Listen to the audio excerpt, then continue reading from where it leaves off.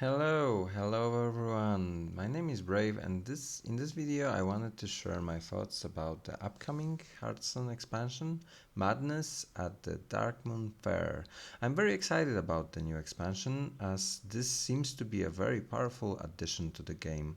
Usually the last expansion of the year is a very powerful one and this seems to be the case now.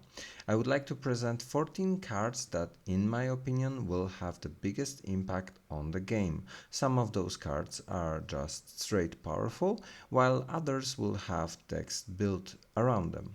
One tip for the new players as well as free-to-play players, usually it's good to hold on with crafting new cards before a week or two after the expansion launches. This way you do not risk losing dust on cards that don't see play. So without any further ado, let's start with the review.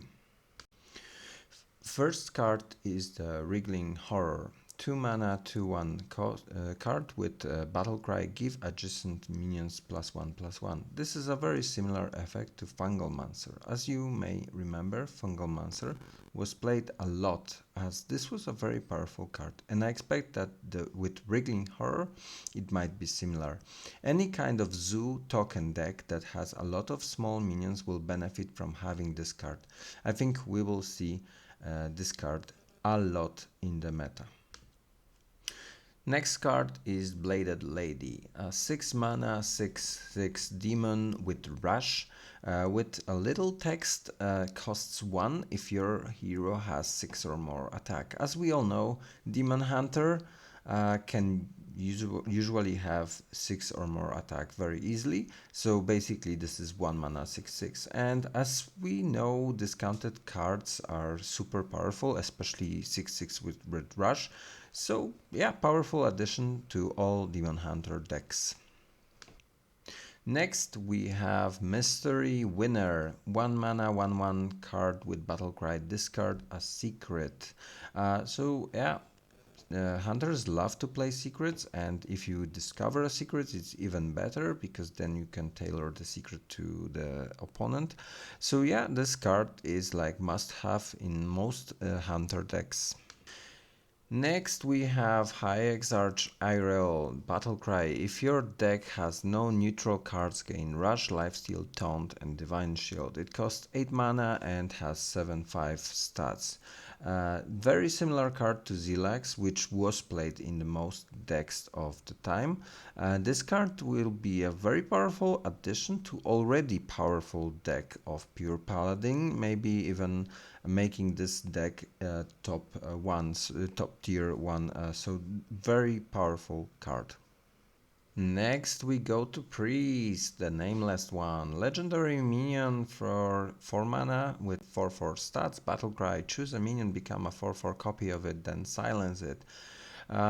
Basically this is Spellbreaker on steroids. Not only you have a silence effect, but also you steal a very powerful minion from your opponent with a good death rattle or many buffs. So yeah, totally powerful card, especially that Priest is nowadays the deck that has this opportunity to steal a lot of cards and use your cards to win with you. So yeah, powerful. Next we have a 2 mana 3/2 minion from Rogue. With the Battle Cry, your next combo card this turn costs 2 less. This is a very good card in most Rogue decks, as most Rogue decks play some combo cards, and this makes a perfect synergy with cards like SI7 or Edwin. Also, this is a very flexible card. It might be played in the early game to make a powerful play, or also in the late game to have a powerful swing turn. So yeah, perfect card for combo decks. Another great rogue card, Tenwu of the Red Smoke, which is a legendary rogue card. 2 mana 3/2 minion with Battle Cry, return a friendly minion to your hand. It costs 1 this turn. You can imagine so many different uses for this card that it's absolutely perfect for any kind of miracle rogue or combo miracle rogue.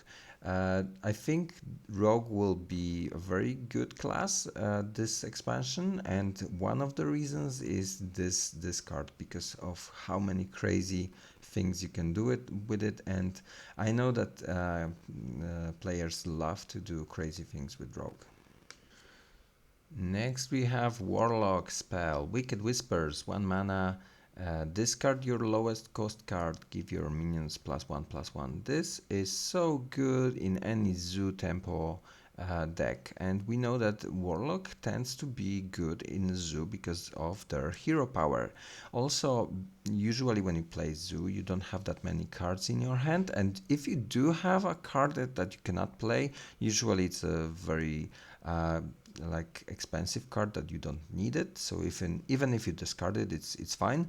But usually you don't have any cards in hand, so you will have no downside. And having +1/+1, it's Mark of Lotus, a card that was used in Druid token decks, and it was used all over the place. So I think Warlock Zoo will be something that we should look for in the next expansion. Tiekatus, a powerful legendary minion for Warlocks, 6 mana, 8/8, Battlecry, remove the top 5 cards from your deck. But if you corrupt this card, corrupt meaning that you play something with more than 6 mana cost, your opponent's deck instead, which means you can mill your opponent. This is a powerful win condition for any control Warlock deck, and we know that Warlock likes to play control kind of style of play. So I think this will be really great card, and I'm personally looking forward to experiment with this.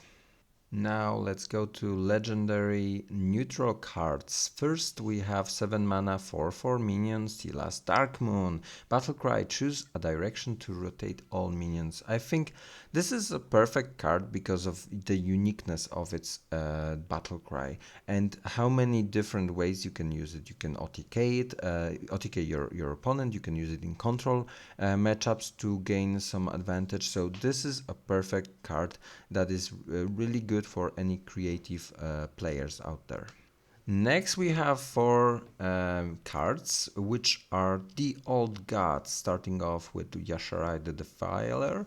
Battlecry, add a copy of each corrupted card you've played this game to your hand. They cost 0 this turn. This is basically a win condition on its own. If you compose a deck around this card and use it wisely, you can really win the game with this card only. So that's why I think it's very powerful, and there will be decks built around it.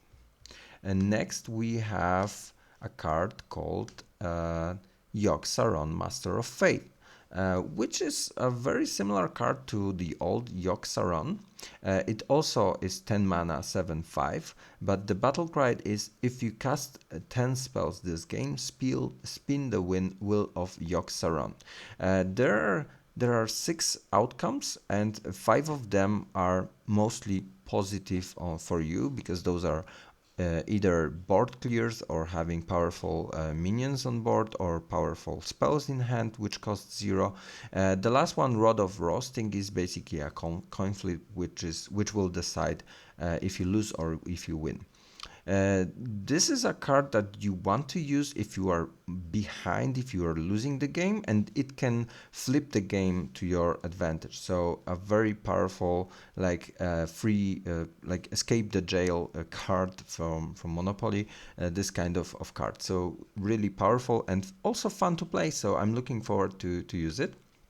Next we have Enzov, God of the Deep. Battlecry, resurrect a friendly minion of each type. Again, a card that you need to compose your deck around this card, in having in mind that you want to have one big dragon, one big mech, one big, beast, and so on. So this is a very powerful card because you will compose a deck around it. And I guess there will be a lot of versions, and some of them will be great decks and also fun to play decks, very fresh decks. So that's why I think this is a very good card. And the last card on the list is also Old God, Khatun the Shattered. Start of the game, break into pieces, battlecry, deal 30 damage, randomly split among all enemies. Yeah, what can you say? This will be a powerful win condition. There will be decks built around it. So yeah, this is a really powerful card, and I'm looking forward to play it. I hope you enjoyed this review. I hope you will enjoy the new expansion. Please let me know down in the comments if you enjoy this game, which cards you think are the best or the worst in the expansion.